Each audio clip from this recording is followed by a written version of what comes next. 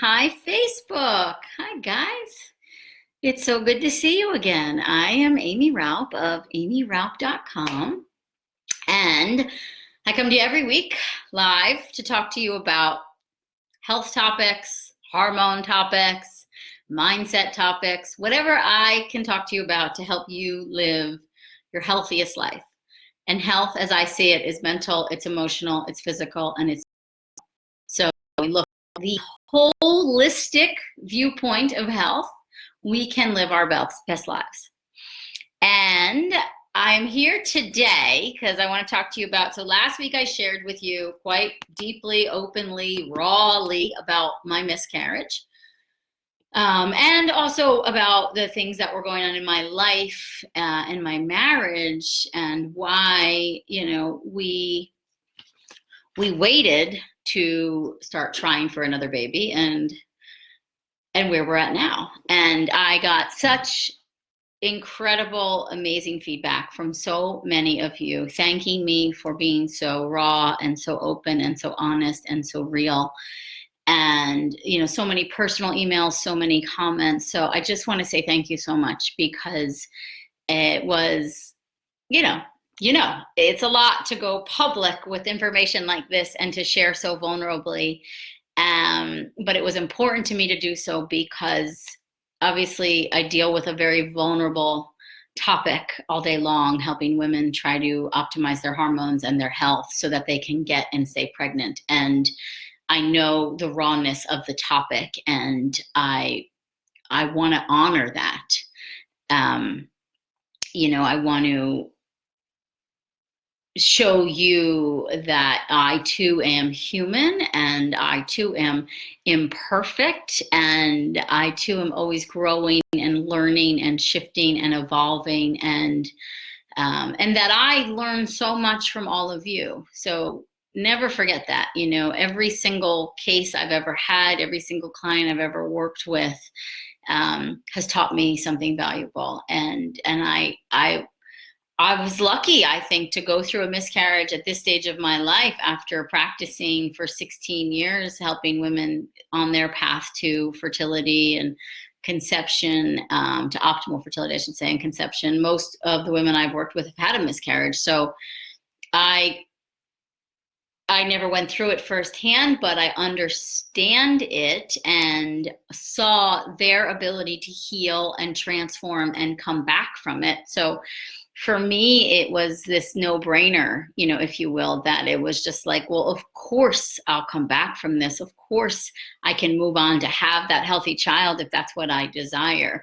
It's the same thing that I had, I think, when I started trying to conceive at 40 for James. It was, to me, there wasn't a lot of fear. It was just obvious. Like, all these other women have gone before me and they did it, so I can too.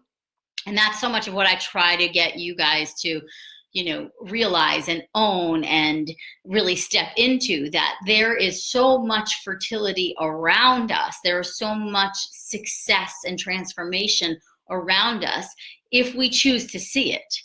We could also choose to see the people that, quote unquote, didn't succeed, or are really stuck in their trauma. And it is, it's a horribly traumatic situation to go through fertility challenges, to not be able to get pregnant when you want to lose a child that you want. All of it just sucks. Absolutely. So I'd never underestimate that. But what I do think we can all use is a shift in our belief systems and a shift in our focus. And so for me, which I shared last week, was, I remember, right, going through finding out I lost the baby, knowing I was going to have to do a D&C on the Monday that we were launching the Yes You Can Get Pregnant e-course, and knowing I was going to have to go live with Sharon that night to talk about how she had 5 losses, and was finally pregnant on her 6th frozen embryo transfer. And she's now almost 30 weeks pregnant, and she's going to take this baby home. And I remember thinking, like, I can't believe I have to go live and do this. I can't believe I have to put on this face. I'm such a failure. I don't know what I'm talking about. I couldn't do it, So what's wrong with me now? I got to go. And there was like, I felt sorry for myself for certain. And I had a little pity party for a moment. And then, I guess I had like a prep call with one of the girls. We were doing prep calls with them before we went live with them. And, and all the girls in my group had known that I had the miscarriage. So I had this influx of just love from them.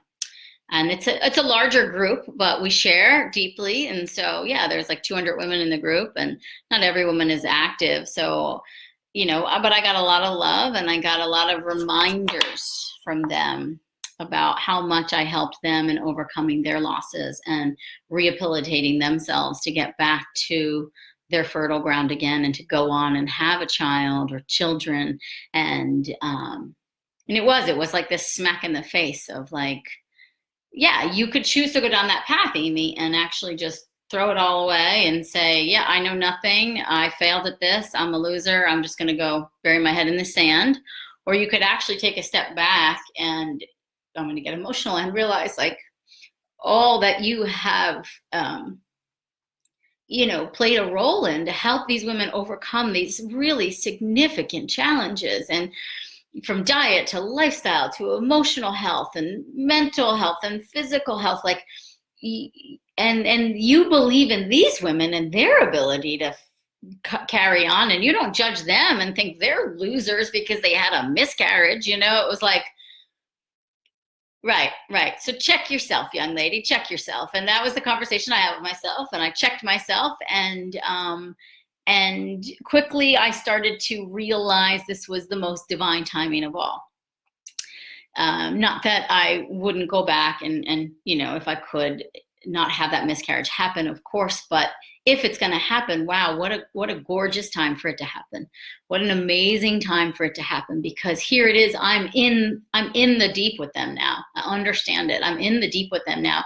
And now I actually get the opportunity to show myself. Do you remember how you helped this woman? And look at now, she's 20 weeks pregnant, and she wants to go on live and share with the world the work that you guys did together to help her transform into this better version of herself, to become the mom she's always wanted to become.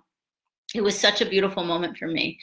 And the feedback, and like I see Maria writes like, do we absolutely believe in you, and much love to you, and of course I always, I'm lucky. I do really like myself. I believe in myself. I've done a lot of work over the years, and I am pretty happy with who I am. And when I have those moments where I'm not, I let myself go there and sit there. And so what I want to share with you today, tribe of women, love you. I lost my baby at 11 weeks last year. The greatest evolution I had was realizing my inner strength, and lots of prayers. Thank you. Yeah, I agree. This is just yet another thing I get to go through and understand, so that I can have more compassion and go to a deeper level of healing. So this conversation today is about the 5 things that I am doing to help me heal, or the 5 steps that I've taken to help me heal. And, I don't think they're in any specific order. And I think they come and go as they need to. I do think there is a grieving process that you must allow yourself to go through. And so that's similar. But I got really honest. What I would be is my step number 1. I got really honest, and right away. When I got the news, when I was sitting there in the sonography room, and she says to me, "I'm so sorry, the baby has no heartbeat." And then she leaves me alone. I texted a couple really close friends immediately. And, and then of course the phone starts ringing, and I was waiting to message my husband, because I thought, and then I realized I was going to be a long time at the doctor. So then I messaged him. My mom was waiting outside for me. I messaged her. And, the first phone call I had was with, a very, very close friend. And, she's very deep. She's very spiritual. She's really real. And I said, I feel like a failure. I feel like I fucked this one up. Like, I got this wrong. Like, I don't know what I'm talking about. I'm an imposter. And she said, honey, that's your ego. So you're going to leave that at the door. This isn't about you. And I can hear that. You know, not everybody could hear that. Not saying I'm better than someone who can't hear that. I don't mean it like that. But like, A, that's our relationship. That's how she calls me out. That's how I call her out. That's why we are sisters. And B, I've done enough of the spiritual work, and she knows that because we are so spiritual together, that she could say that to me and I would know exactly what she meant. That I was letting my ego take over, which when the ego does that, you can go deep and you can go dark, dark, dark, dark. And then it is just self-attack. I'm a fucking loser. I did this. It's my fault. What did I do wrong? And all of a sudden I had this glimpse into all my girls that have had losses, that, you know, they went through everything. Was it when I was changing the light bulb? Was it when I fell in the driveway? Was it when I, you know, took that run and I really shouldn't have, and I pushed myself? Was it that I ate this or I didn't eat that, or I couldn't take my supplements because my stomach was so upset? Was it this? Was it that? And that's all your ego. They can go down this dark, dark, dark rabbit hole of all the things that you could have done wrong, that you did do wrong, that you could then blame yourself for.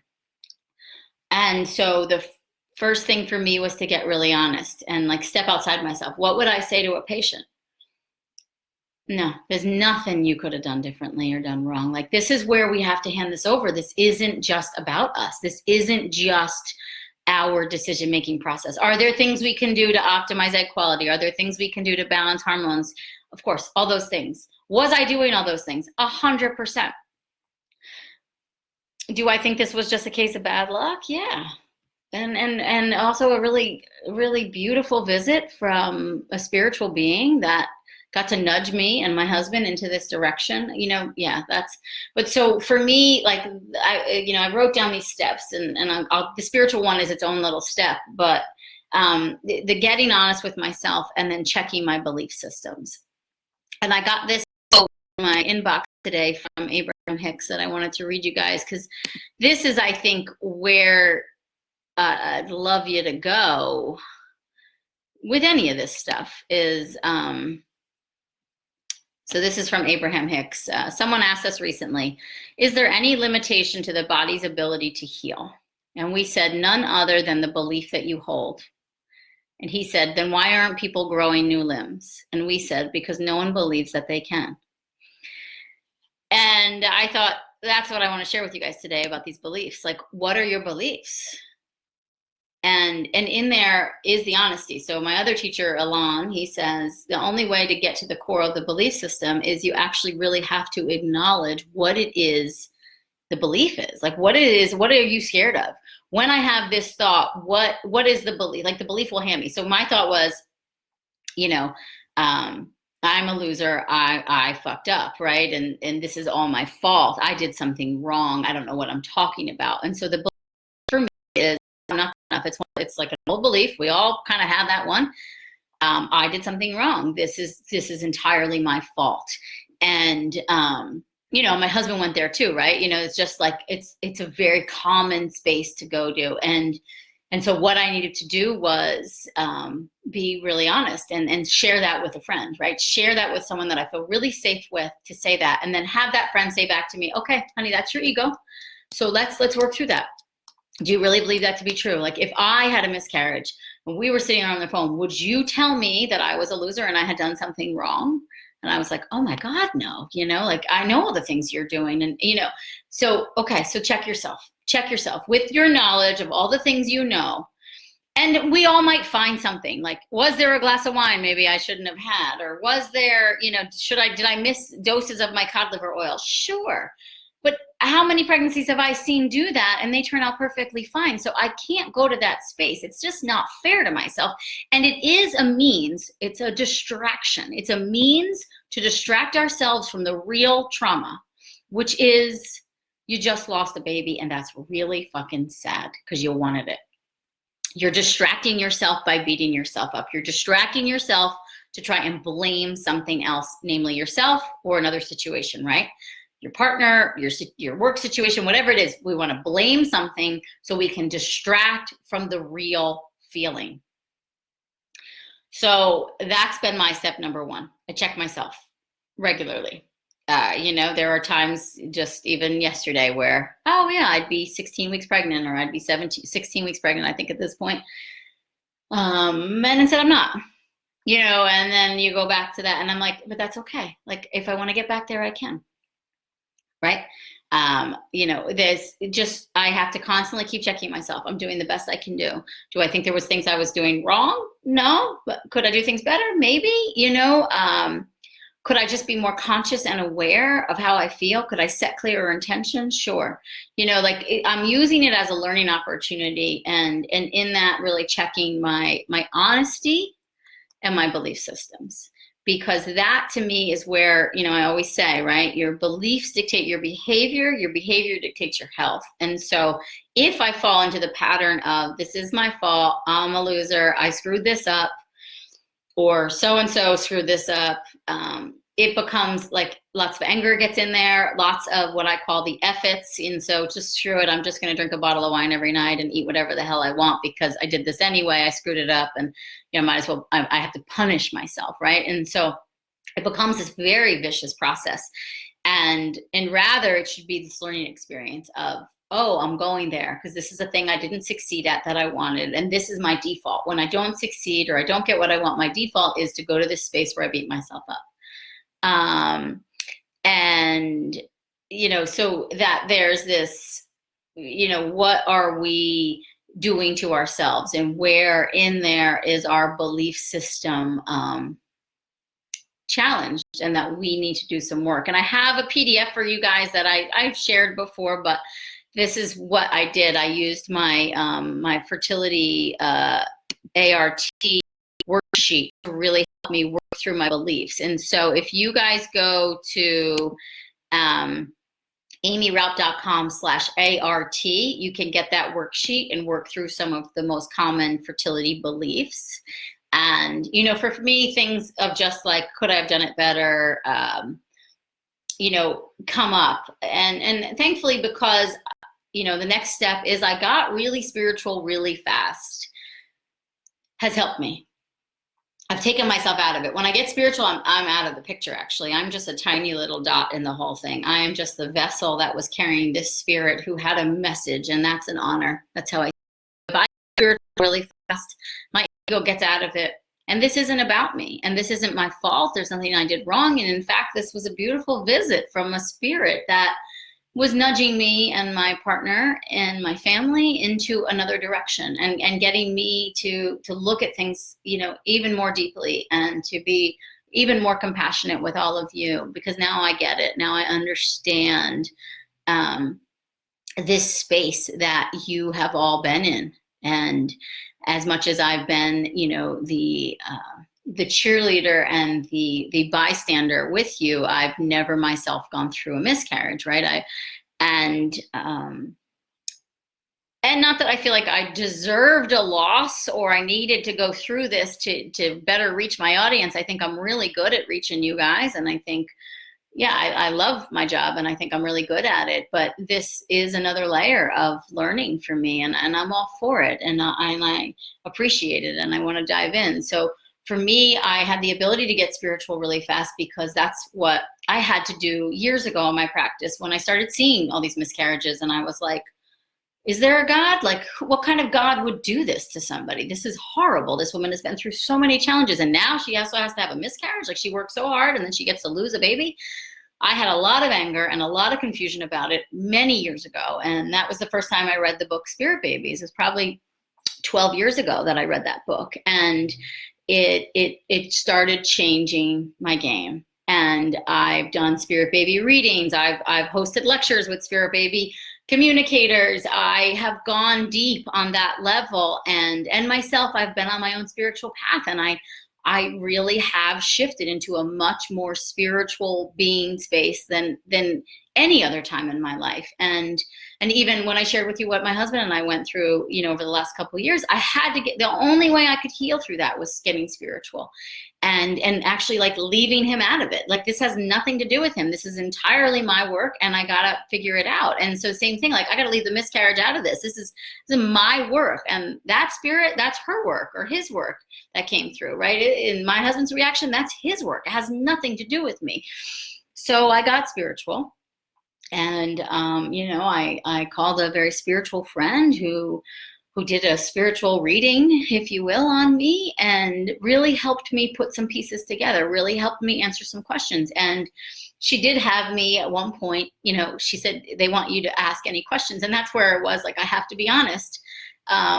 And I said, was there something I missed? Did I do anything wrong? And it was like this hard no, and my friend came out of her spiritual reading and was like, if you were in front of me, I'd slap you, because we already had that conversation about my ego. But same friend. Yes, same friend. But I just felt like, if there's something I need to know, please tell me. Could I have missed something? Is there? And I do believe that sometimes on those readings, things like that come through, of go see that doctor, or check out this book, or take a baby aspirin, whatever it was. I needed that confirmation for myself, and from a clinical perspective, if you will. But so step number one was I got really honest, and I was checking my belief systems, and then step number two, and you can use that ART sheet to really start to check your belief systems, which I think is really important no matter where you are on this path. Step number two, spiritual. If any of you have been on this fertility journey for a while, with or without a pregnancy loss, you gotta read Spirit Babies. You have to read that book. And then you gotta check out the work of people like Molly Nichols or Kelly Meehan or Rosine Kushner. You gotta check out their work, and it will just free you up, because what you start to understand is that this is not just about you. This is a relationship you are entering into with another spirit. This is not your decision only to get or not get pregnant. It is not about you. It is about you and this other being. It is about where your family is at. It is about the alignment. And if you have children already, between you and your husband, between you and the spirit, between your spirit and your partner, it is all of these pieces come together. And this is the baby's choice too. And they say in the spirit baby world, the baby knows its destiny long before you do. And it came with a purpose. And your job is to just understand that purpose and just get more aligned, more aligned. And that's what I feel like happened for me. There was maybe this little bit of this, and now I'm a lot more like this now. I'm a lot more centered and grounded. And the spiritual work allows me to go there and to hand it over and to trust and to have a communication. I mean, that's the first thing I did when I got home after coming back from the doctors, finding out there was no heartbeat, crying with my husband. My mom had the baby, my James baby. And I went upstairs, and, I just laid on the floor in the bathroom, and I put my hands over my child's palace, and I spoke to that baby, and I thanked it for visiting, and I told it how much I loved it. And I knew there was lessons to be learned, and I looked forward to understanding them. And I thanked it for the grace and the honor of being chosen as your mother. And I welcomed it back. I welcomed it to leave with ease and to come back with ease and grace when it's the right time. And, I was able to get very spiritual about that. And I highly recommend that, even if you had a loss 4 years ago, to do that. Write a letter, just have a conversation with the spirit of that child and let them know the ways in which you are afraid you disappointed them, and the ways that maybe you let them down or you let your body down, the ways that you're learning to do it better, why you want them to come through, what, the space you're creating for them. Is really important to have that conversation and to get spiritual. And I think even if you have never had a loss, but you've been on this journey, it's the same kind of conversation, to just open up and talk to the spirit of your child. When they say in the spirit baby world, if there's a desire for a child, there's a child that wants to come through, and they will just nudge you into the right space until it's the right time. And you are just the vessel. And that's how I got to see myself. Did I feel hollowed out? Totally. Did I feel gutted because I had a dead embryo inside? Yeah, totally. I mean, I had I'm not saying I'm not human. I had the human response and the human reactions, and it was sad, very sad. And it sucks to still feel pregnant when there's a non-living child inside of you, well, embryo, whatever you want to call it, at 10 weeks or 9 weeks. That stuff is real, and it sucks. I do not underestimate that. But what was so healing for me was to get spiritual and to go there fast and to try to stay there. And so when I noticed the beliefs start going down that path, I check myself. Okay, so are you being hard on yourself right now? Just check yourself. So my beliefs, being honest with myself, getting spiritual, reading the book like Spirit Babies, checking out other Spirit Baby people who are out there, tapping. I found some YouTube tapping videos on miscarriage that were extremely helpful. If you don't know what tapping is, it's emotional freedom technique, goes something like this. I also have a coach that is a spiritual coach that I did some tapping with around the fear and the trauma. Trauma gets trapped in your body. Tapping is one of the best ways to release it. I went through those belief systems. Did I do something wrong? Did I fuck it up? I'm so sad about the loss. You know, I'm mad at X, I'm mad at Y.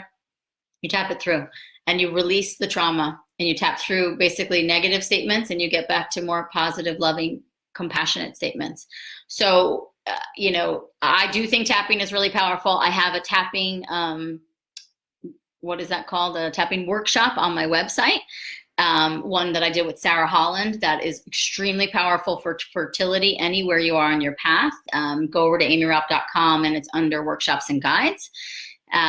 Like I said, there's some really good free resources on YouTube. And the one woman that I tapped with, I'm going to forget her name, but she had had several miscarriages herself. So she really understands. She was like a little British woman. And she had several different YouTube videos on tapping.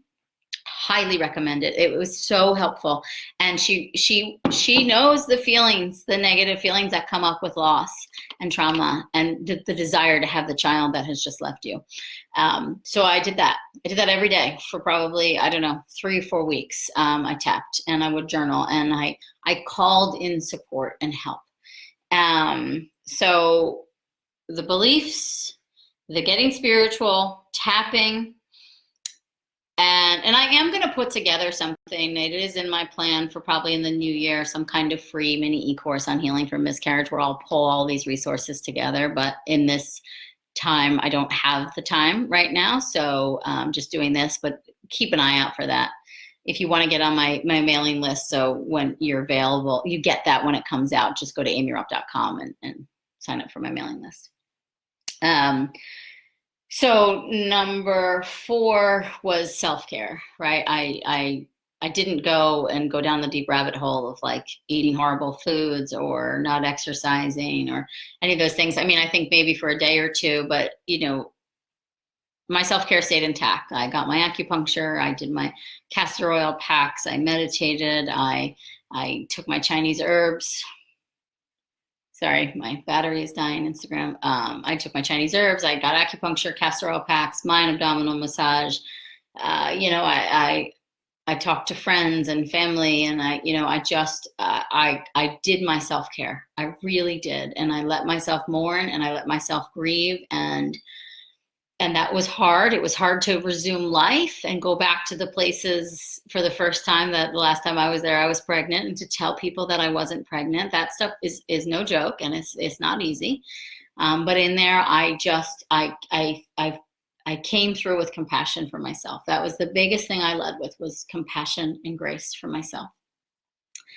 And the, you know, that I can't say enough about that piece, you know, that we have to forgive ourselves, that we didn't do anything wrong, that this isn't just about us, and this was on somebody else's timing, and it wasn't totally aligned with our timing, but that we have to be easy on ourselves. And this goes to any of you who had losses, you know, 5-10 years ago. You know, one of my family members came, you know, opened up with me about a loss that she had 40 years ago, and that she still hasn't totally wrapped her head around. And so that conversation we had, where it was like I was allowing her to have compassion for herself in that space, and to go back to that young woman that she was, and just, you know, all that was going on in her life. And she went on to have, you know, a healthy, beautiful child after that. But, you know, compassion, when you have compassion and grace for yourself, you allow others to have the same. And, you know, I think for any loss, any time, and that loss could also be that you didn't have a miscarriage, but that you haven't yet had the child that you've been longing for. So have a lot of compassion for yourself, and a lot of grace, and a lot of ease. And remember, you're doing the best you can do, and rework those belief systems. That's where this compassion really comes in. So get that ART worksheet that I have for you guys. It's at aimeeraupp.com/ART, and work those beliefs, because that's where you can catch yourself and you can go down that rabbit hole and really just continue to support yourself and hold yourself. Forgive yourself. I feel like everybody's still, showering so much love on me, and it's amazing. And that's number 5 is, through my sharing, I am forcing myself to receive, and I am also helping to lift my own shame and the shame of so many others. And that's an honor. And I really see that as the truest purpose of this, is that I get to share in this experience with all of you, and that my raw, vulnerable sharing has helped you all come to more terms, or maybe hopefully share more, or has at the very least lifted the shame, because there is a lot of shame. There is a lot of failure feelings that come up. But in that is, where I get to have this compassion and grace for myself. And I've already been through enough in my life to, I've cultivated compassion and grace for myself, thankfully, through the challenges. I'm grateful for the challenges because I've learned a lot. And, that's where it's just so important, because if we don't meet ourselves with that compassion and that forgiveness, it's just so hard to heal. It's just so hard to heal. And if rather we could look back and be like, what have I learned from this experience? What opportunities? And I know, listen, you can have those moments where you're like, I don't want to learn anymore. I don't need any more growth opportunities. I just want what I want. Like, I am with you 100% on that. But you are robbing yourself of a possibility of seeing it differently, or a different perspective, or your heart opening up even more, if you aren't willing to look at, what have I learned from this? What are the things that I am experiencing, and how am I shifting, and how am I meeting myself with compassion and grace? And, so many people are coming to me, and you can see it too, of like their wound is still so activated, or has been reactivated by my loss. And, they want to go deep with me in the grief. And I've really had to, I've had my coaches really like check me, like, am I ignoring grief, or is it that I'm already like through that part, in a sense, because I just don't feel, I don't mean a negative way, like there is sadness for sure. Like, I'm looking at the sonogram picture, and it's so sad. Like, would I rather still be pregnant? Oh my God, would I rather be having a different conversation right now? 100%. However, like, it's okay. It's okay. Like, if I want this baby to come back, she will, or he will. That's it. Like, I really, truly believe that. And I really, truly own that. And I don't think there's anything I did wrong. And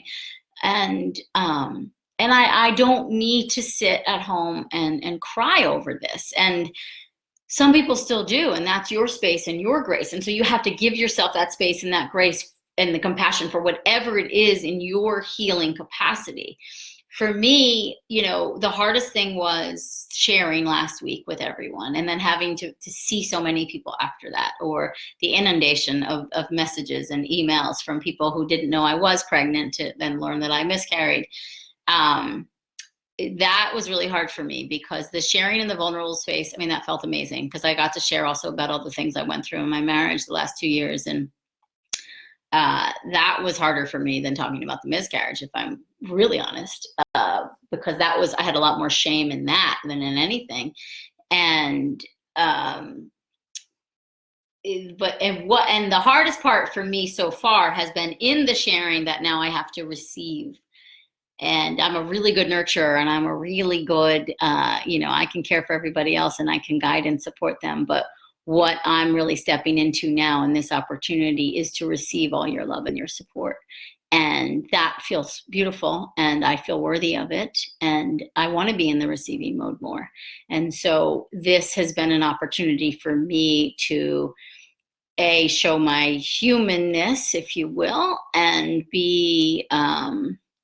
allow all the people that I cheer on and support to send me love and grace and guidance and support. And that's been incredible.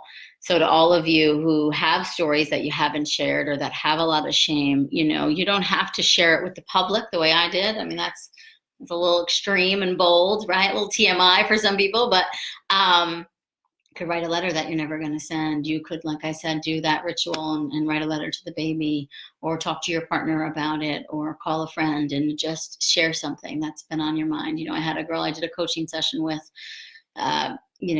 this week, and she shared something with me that, she hadn't shared out loud. And I was just so proud of her. And she told me that she felt like she could because of my raw sharing last week. So look at that, like my sharing, even if it just impacts that one woman who got to share this thing with me that she was so ashamed of. I mean, isn't that worth it? To me, it is, because it's like when we lift ourselves, we lift others with us. When we share, others open up. And I can't urge you enough, that if we really want to change the tides, there's all this talk about like, women and getting equal rights, and I'm all for it. But if we really want to change the tides, then we gotta freaking share our stories, man. We can't just expect people to know what we're going through. We have to share, and we have to ask for what we need. And so in my sharing, that's what I did. I had to receive. I have to receive what I need, and slow down enough to receive it, and really listen to everyone else's, the means in which they share. And actually, for me, a big thing is really taking in the love from everyone. So it's been an incredible process. And, I don't expect everyone to have the same process, because it just can't be the same for everyone. But I do wish you all to have a lot of compassion and grace for yourself, and forgiveness in whatever process you're going through. And so to go over them again, it's about being really honest and working on your belief systems, getting spiritual, checking out the book Spirit Babies, doing a Spirit Baby reading I did one with Kelly Meehan. I did one, I think, with Molly Nichols too. I have in my Yes You Can Get Pregnant e-course, I have a conversation with Rosine Kushner on Spirit Babies, which she's awesome too. I'm sure there's other awesome people out there. Those are the three that come to mind for me right now. I did the tapping, like I said, the emotional freedom technique. I tapped through the trauma, the situation. I literally tapped through the experience of when the sonographer looked at me and said, "I'm so sorry. I'm so sorry. There's no heartbeat." Because that was like, I just kind of was like, oh, are you serious? Like, what the fuck? What? Did not see that coming, and she couldn't have. She had the kindest eyes. And I actually saw that same woman yesterday, and she's just full of love. And I give her a lot of credit. She does her job beautifully. But I had to tap through that. And then I did the tapping videos with that woman on YouTube. And that really helped me so much, because she just knew the words and the language of like what it is you feel with a loss, So the tapping was so important for me. And I also have that one with me and Sarah Holland, if you want to check that out on my website. My self-care and compassion, I just kept up with taking care of myself.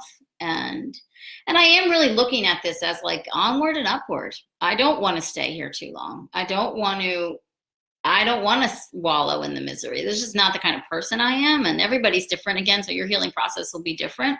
And I don't judge that, and it's not in a way that I'm pushing through and ignoring. Like, I am really feeling and going through it all. I have to. It's what I do for a living too. And then I just have so many people that I share this with, so that I got to talk about it. I'm receiving love and care, but I'm also just, okay, onward and upward. Like, now I'm also amazed at the resiliency of my body. Like, I ovulated, kind of right on time, and I'm expecting a period, and I had an ovarian cyst burst on Tuesday. That was really fun. Rolling through it, onward and upward, out with the old, in with the new. And the last one is, so the self-care and the compassion, and then sharing so that you can also receive. Okay, guys, I love you. I'm going to go. I really got to pee. And I'll see you next week, okay? Oh, and happy Halloween. Ciao.